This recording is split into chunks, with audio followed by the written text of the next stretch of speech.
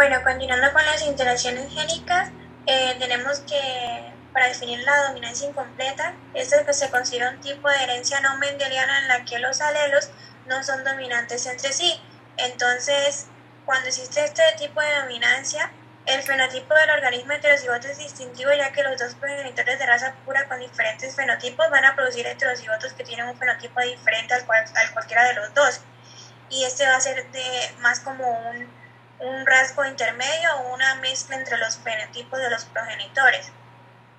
Para ejemplificar esto, entonces tenemos que, por ejemplo, si tenemos un rosal de flores rojas R mayúsculas que se cruzan con un rosal de flores blancas B y B mayúsculas, todos los descendientes de la primera generación filial o F1 van a tener flores rosadas, R mayúscula y B mayúscula, 100% van a tener genotipo R mayúscula y B mayúscula y 100% van a tener un fenotipo de color rosado. En el caso de que, digamos, se llegara a cruzar la siguiente imagen, en el caso de que se llegaran a cruzar entre individuos de la F1, la segunda generación filial o F2 va a producir 25% de flores rojas, 25% de flores blancas y 50% de flores rosadas. Para continuar hablando de lo que es ahora codominancia, este es un modelo hereditario no mendeliano en el que en el estado heterocigoto no hay un gen recesivo, sino que ambos se comportan como dominantes, como parecido a la herencia intermedia, pero a diferencia pues de esta, aquí vamos a ver que ambas características se manifiestan, pero no se van a mezclar. Para ejemplificar eso, entonces,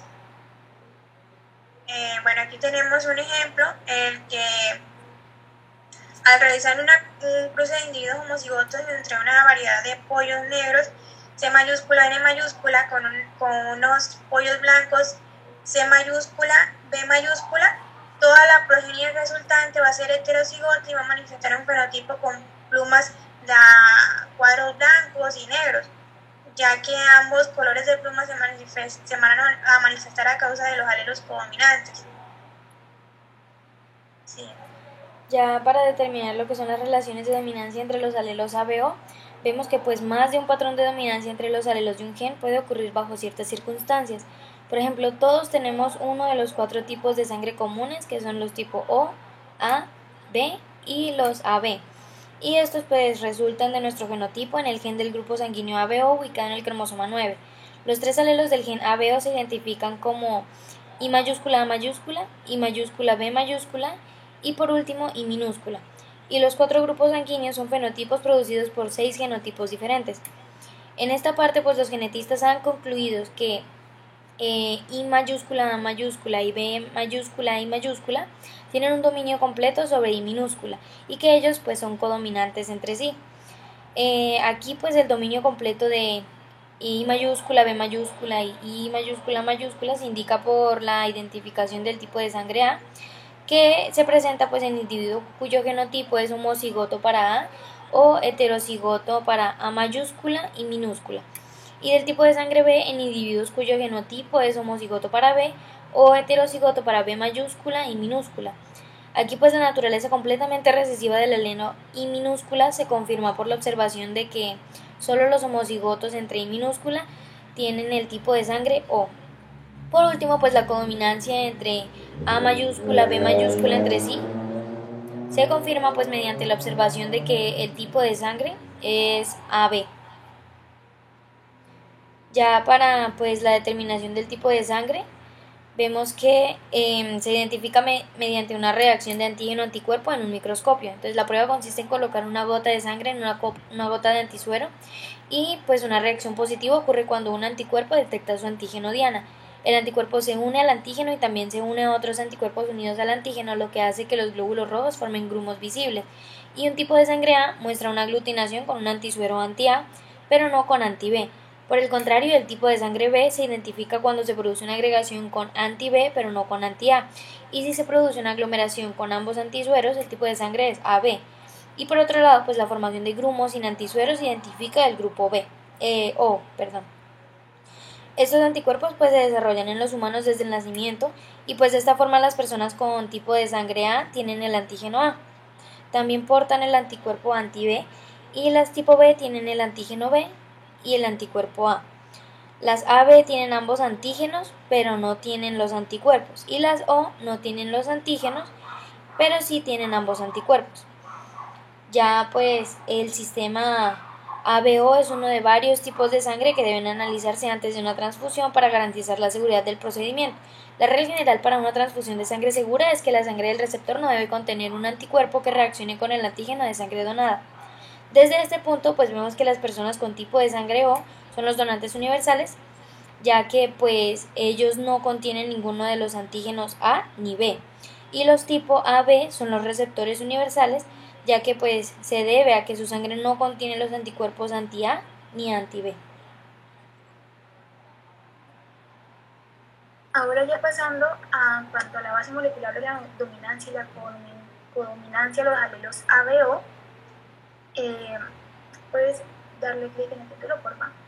Entonces, tenemos entendido que los antígenos del grupo sanguíneo ABO están situados en la superficie de los glóbulos rojos y cada uno va a tener una estructura molecular pues ligeramente diferente.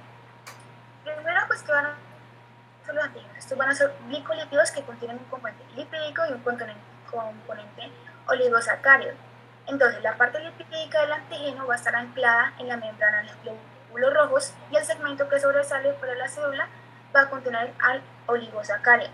Entonces, inicialmente el oligosacárido va a estar compuesto por 5 moléculas de azúcar y se va a denominar esto antígeno H. Este es el resultado de la actividad de una enzima producida por el gen H. Entonces, este antígeno H está presente en la superficie de todos los glóbulos rojos, pero puede modificarse aún más de dos formas o de dos alternativas, mediante la adición de un sexto azúcar o puede dejarse sin modificar. Entonces, la modificación final del antígeno H va a depender de la actividad enzimática del producto proteico del locus del grupo sanguíneo ABO. Cualquiera de los dos azúcares alternativos puede ser añadido al antígeno H por los respectivos productos génicos del alelo I mayúscula A o I mayúscula B.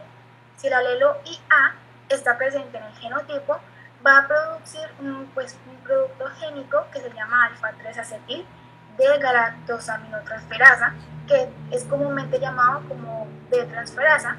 Este se va a encargar de catalizar la adición del azúcar diferente a la galactosa y va a producir un oligosacárido de 6 azúcares conocido como antígeno B. El análisis molecular va a revelar que los alelos A y B van a diferir en varios nucleótidos, lo que hace que 4 aminoácidos de las enzimas transferasa resultantes van a ser diferentes y den lugar a diversas actividades enzimáticas.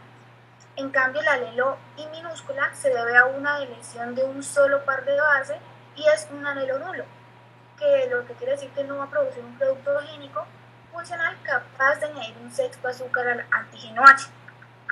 En cuanto a nivel celular, el antígeno anti-A va a reconocer la adición de la N-acetilgalactosamina mediada por la IA y el anticuerpo anti-B va a identificar la adición de la galactosa producida por la acción de la IB. Ninguno de estos anticuerpos va a tener una reactividad con el antígeno H no modificado, por lo que este antígeno H no modificado va a estar presente en los individuos del grupo sanguíneo O y no es reconocido por ninguno de los dos anticuerpos. Una copia del alelo IA o IB en un genotipo va a ser suficiente para producir un antígeno ABO detectable por el anticuerpo correspondiente, y tanto el IA como el IE van a producir enzimas que modifican el antígeno H, pero I minúscula no. En cambio, con el genotipo IA y B está presente, se van a producir tanto A transferasa como B transferasa, lo que da lugar a una adición de la N-acetilgalactosamina a algunos antígenos H y a la adición de la galactosa a otros antígenos H. En este caso, todos los glóbulos rojos llevan ambos tipos de modificación de antígenos H y aproximadamente la mitad de estos antígenos de la superficie de los glóbulos son antígenos A y el resto son antígenos B. Como resultado, la acción de ambos alelos se detecta en el fenotipo, lo que va a llevar a la conclusión de que IA e IB son codominantes entre sí. Y bueno, esto fue todo por hoy. Muchas gracias, espero les haya gustado nuestra exposición.